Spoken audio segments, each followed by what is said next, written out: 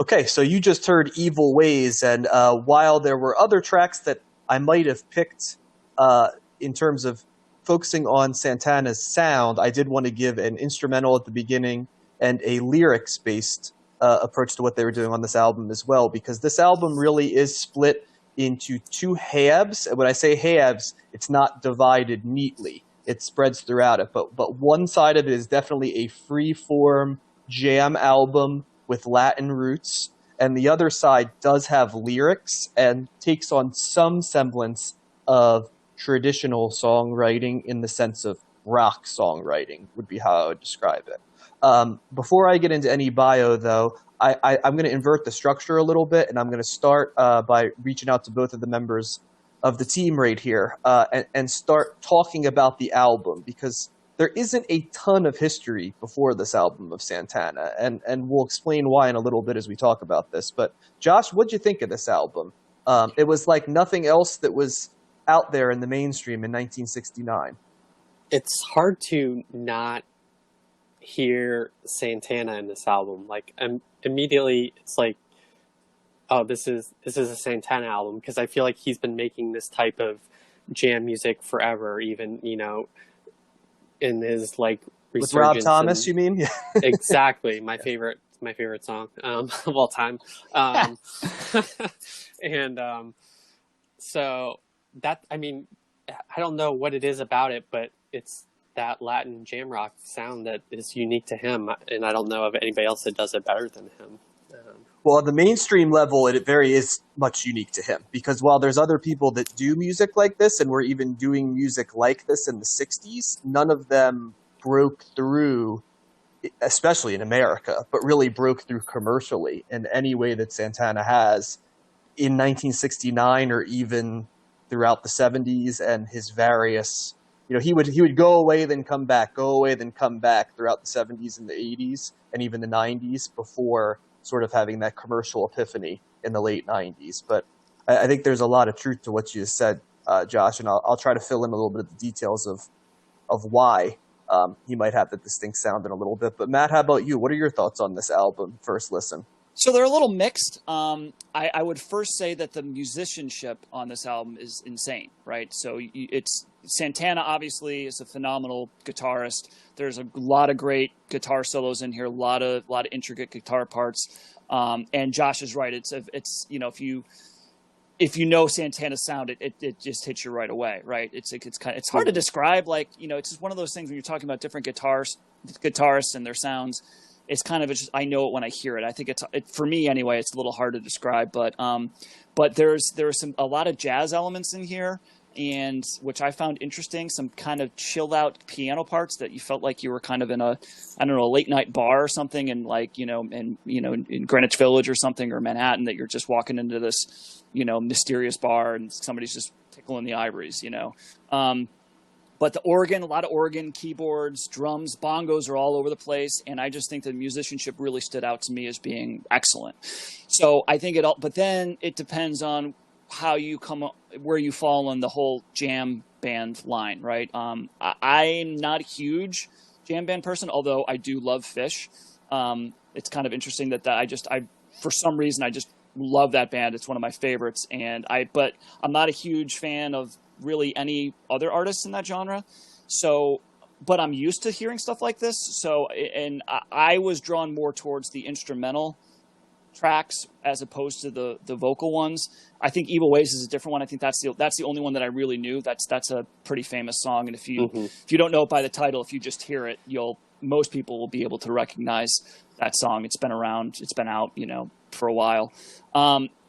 But generally, the other songs where the vocals were in there, like, Shades of Time, Persuasion. I actually thought that I wasn't too into the lead singer, who is not Santana. I don't think Santana ever sings on his albums. No, he doesn't.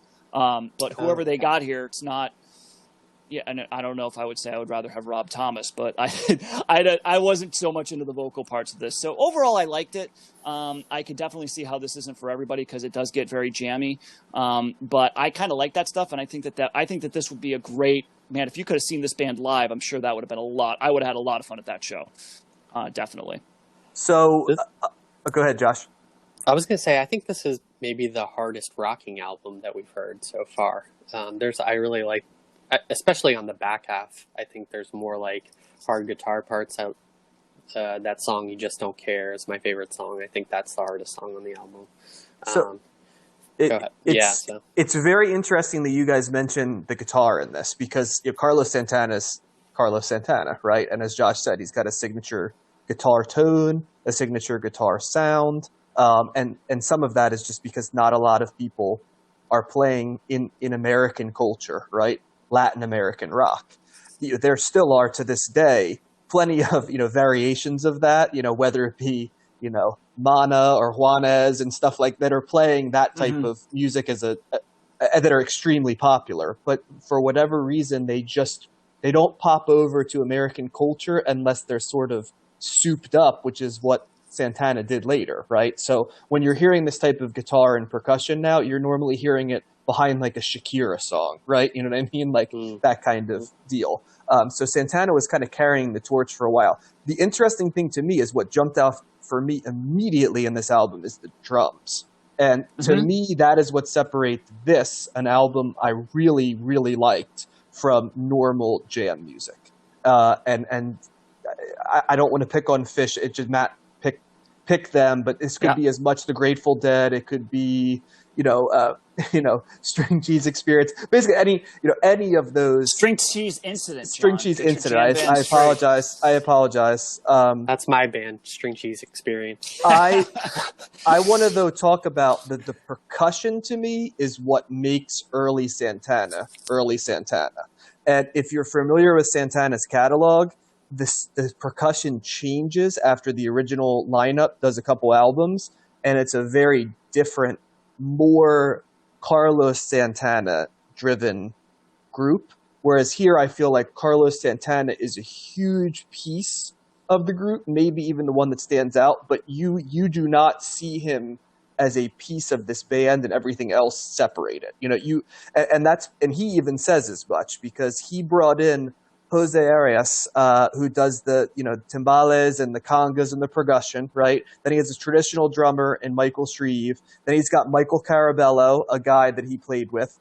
And these guys were, by the way, all recruited for this album because they recorded this album, didn't like it, and so just decided to do it all over again and fired half the band. Is a story about this. So probably here's where I fill in a little bit right now. So to give you an idea, Carlos Santana and the rest of the band are living in Haight-Ashbury in San Francisco in the mid to late 60s. Most of them are session players. They're playing in different groups. In the case of Carlos Santana, he's the son of a mariachi musician, so he's getting work doing stuff like that, blues, and he actually ends up becoming a session player for the Fillmore Auditorium Orchestra with Bill Graham as the head of it in San Francisco. And Bill Graham actually ends up becoming the manager of Santana as well. So he then spins off into the Santana Blues Band, and that is who originally is going to record this first album. But they record it. They hate the result when they recorded at CBS Studios. So they basically they pluck by his own admission, in a pretty funny interview, if you could trace it down on NPR, by his own admission, he basically finds a guy he knows and says, "Hey, you're going to be like the sound engineer and the producer of this album." And he said, I'm not even sure he knew how to do it. It was just sort of the ethos of the time. Like, we're going to do this. And so he brought in these skilled, almost session musicians and made them into a band, fired the original drummers, brought in Latin percussionists. And I think that's the key here, because you get, without the Latin percussion, Carlos Santana is more like a Jimi Hendrix guitar player, right? With the percussion, Santana is a transcendent Latin band playing rock and blues, and that is what makes them different. And I think a lot of people who are familiar with the Santana origin story know that what breaks Santana is their set at Woodstock, which happens actually a week after this album is released. They go on the second day, and they just absolutely kill it. And particularly when they release the concert footage of it, they become really well known because they don't sound like anybody else. Kind of like we were talking about Dylan, zigs when everybody else zags. Santana, there's no one else playing in mainstream American music what Santana's playing. Not the least of which is because the Latin influence was just something that, you had like Richie Valens, right? But Richie Valens wasn't doing long instrumental pieces, right? And it was unabashedly a Latin sound, which I think is what ultimately is when we talk about what Santana is. It's that playing by feel, bluesy guitar informed by what would be considered Latin percussion, but also a heavier blues guitar, but that also has the sound that we now associate with Latin music. Mm-hmm. Would you guys agree? Matt, would you agree with that? In the context of that, do you think that might be why it was a little bit harder for you to get into, that maybe the Latin music sound is a novel one for you in some ways? No, I wouldn't say that was it. I first, when we were talking about that, I kind of just looked up here, and there's 7 musicians, at least on Wikipedia, there's 7 musicians credited to being on this album, 4 of which are percussionists. Yep. Drums, congas. I said bongos, but everything's listed as congas here, so I guess I don't know my drums. But so that and you're right, that definitely stands out.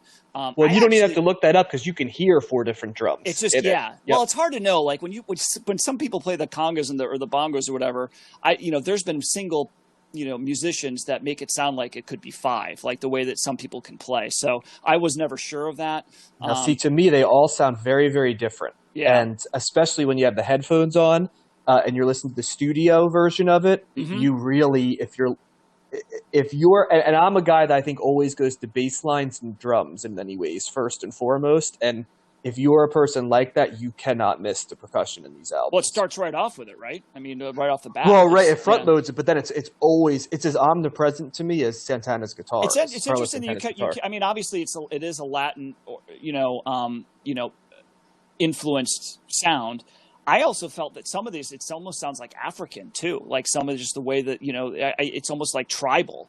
In some parts, the way that they're doing it. But I wouldn't say... Is it fair, though, to say that some of that might be because of the fact that it doesn't sound like the blues, which is a traditional African-American music, but very American, or like what has been created by the British invasion take of it, and also sort of the American view on things? It just sort of comes from a different place, and that different place sort of encompasses all music that is not, I guess, an Anglicized version of what's been, on the charts, because really the 60s is filled with Anglicized, I should say, versions of other music, right?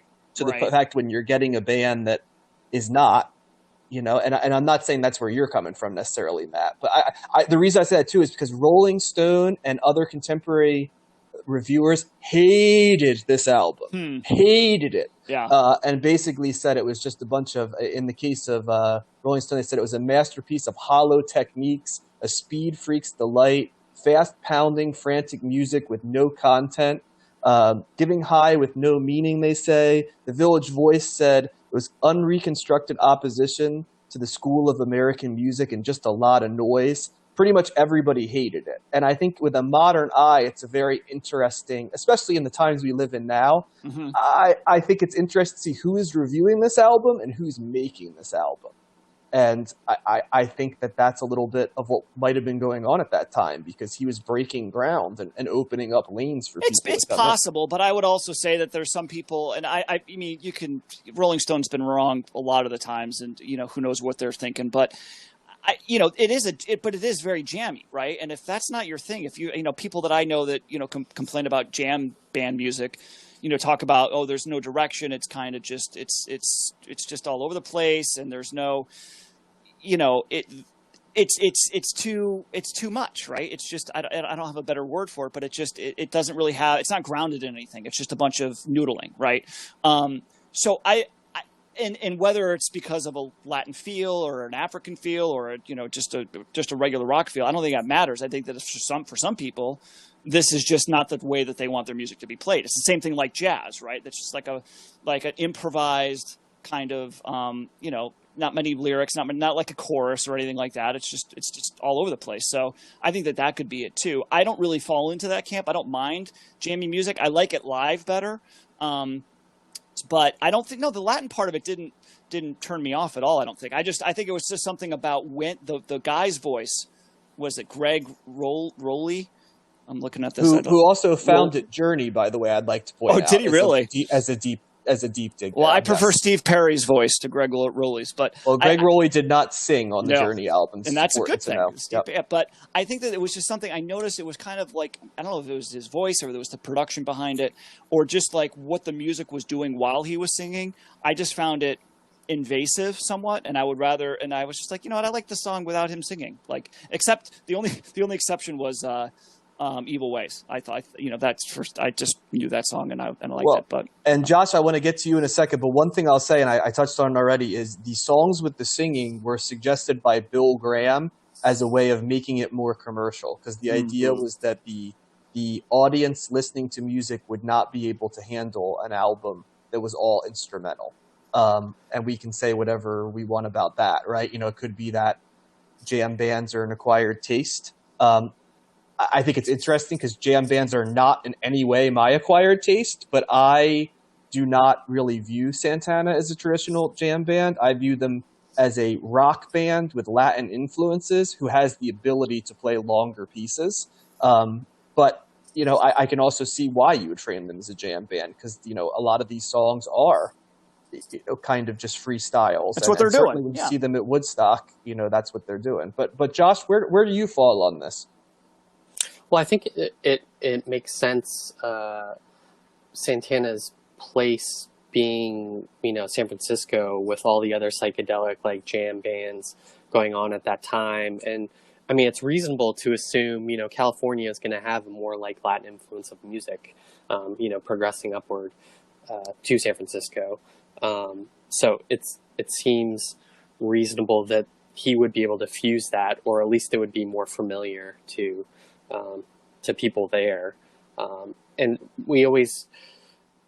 it's always easy to forget like how segmented music was back then, and how little people were exposed to compared to how we are now, where we can look up anything and hear all different things immediately. And so I can see how it may be shocking to a lot of American listeners at that time as to how this would be like a crazy new sound, or like hard to digest, or too fast. Like what do you say? It was like a Speed Freak song or something in the Village Voice review.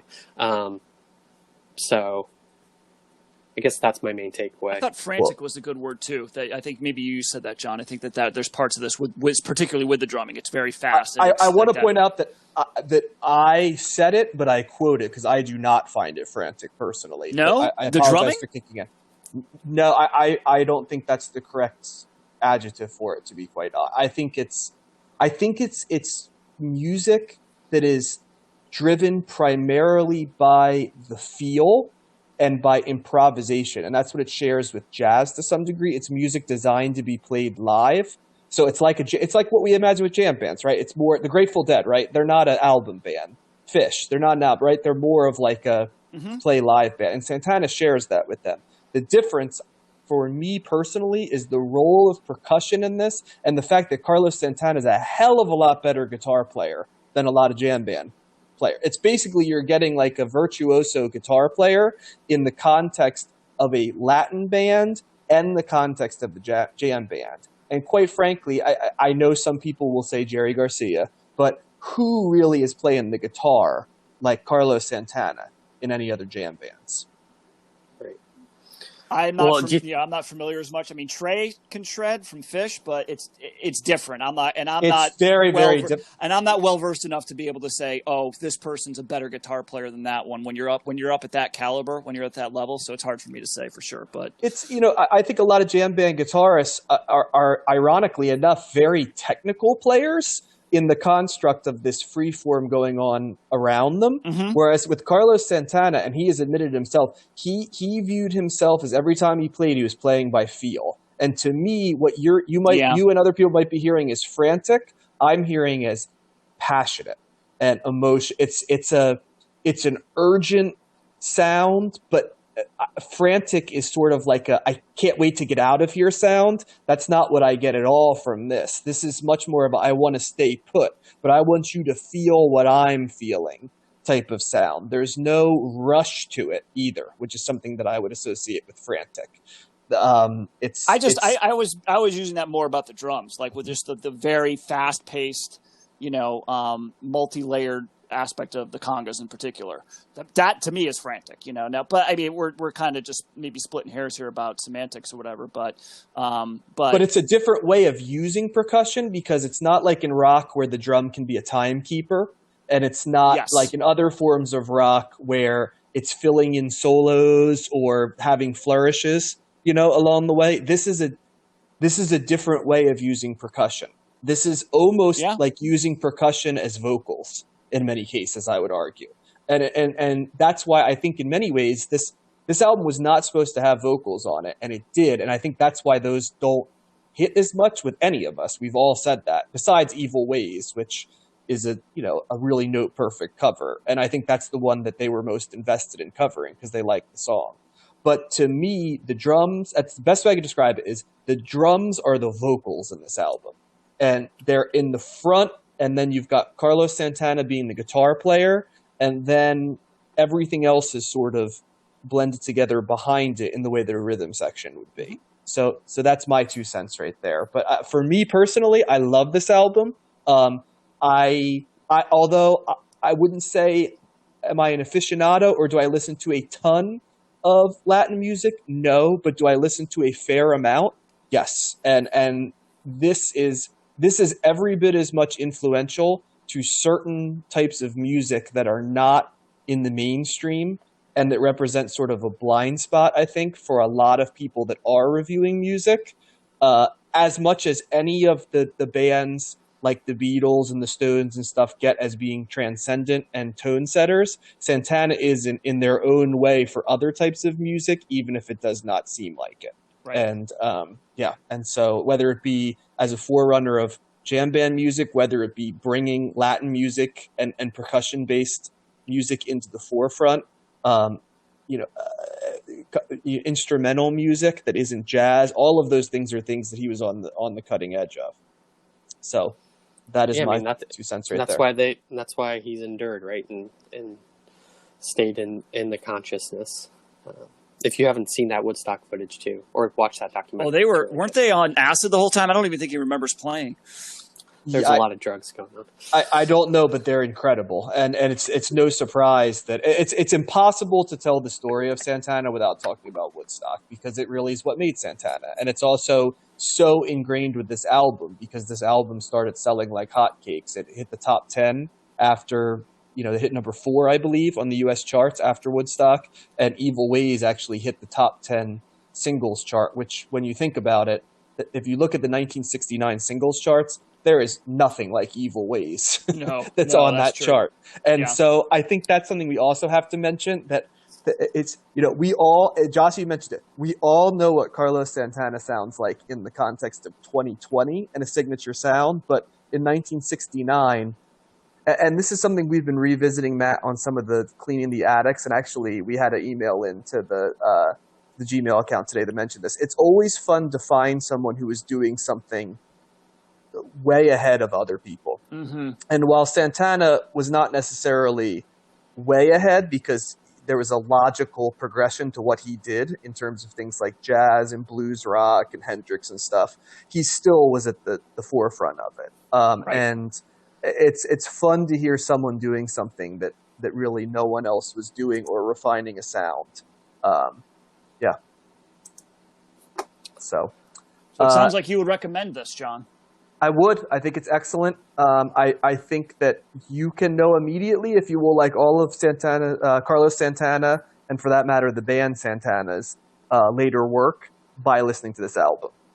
Because his guitar tone, the sound is so distinctive that if you're a guitar person and you like the way he sounds, you'll always like his albums because of the way he plays the guitar. And he's innovative and he changes it up enough that you can always enjoy his albums, even if maybe you don't like the singing or other pieces of it. Music-only pieces might turn some people off, but I'm not exactly the audience for that all the time too. And even Soul Sacrifice, which goes 10 minutes, in my opinion, does not overstay its welcome. So, but Josh, what do you think? I know it sounds like Matt even said he was lukewarm on it, and I can understand why, and he made a very fair case for why, but I'm not sure I can read you as much, Josh, on this one. Where do you stand? I like this album. I didn't love it. I felt like it was fun to dance to, and because that's what I do. I just dance to all the albums we listen to. That's what my scoring system is. You should listen to the on. Monks. Yeah, and it's hard not to. I'm curious to see what other Santana albums sound like, because this sounds like what like every Santana album would sound like, I would imagine, to some respects, like we said before. I thought the Latin elements like really made it for me. That made it feel fresh and elevated it beyond a jam rock album.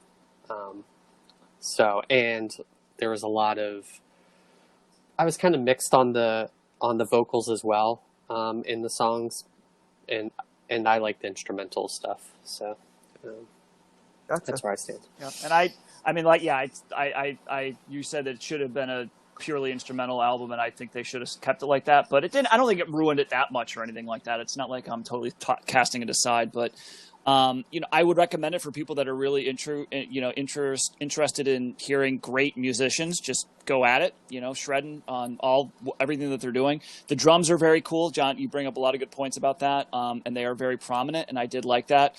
I would say that if you are more into more of a traditional musical structure, so verse, chorus, verse, maybe you want a hook, maybe you want something a little bit more familiar, I think that there's people that will struggle with this, but I don't think, even if it's something, even if it's people that might like guitar solos or whatever, it's just when you're getting to this, it does sound to me like a jam band type thing, because that's what they're doing. They're doing it in different ways, and props to them for being creative and bringing different sounds to the forefront, and changing kind of the way that people approach this type of music. It's still the foundation is still there, and I think it could be, for those reasons, I think it could be a difficult listen for people that really get bored by that type of stuff. Maybe not. Maybe they could be like you though, John. It could cross borders there in that regard, I guess. Gotcha. Are we covering any more Santana albums? I don't believe so. I believe this is the only one that made a top 100 chart. So what I would suggest is seek it out, see if you like it, listen to some of his other stuff, and give us some feedback. And you weigh in. And if you have some comments, maybe you fall on the Matt side of this. Maybe you find where I am, and maybe like Josh, you're kind of straddling a position kind of between the two of us. So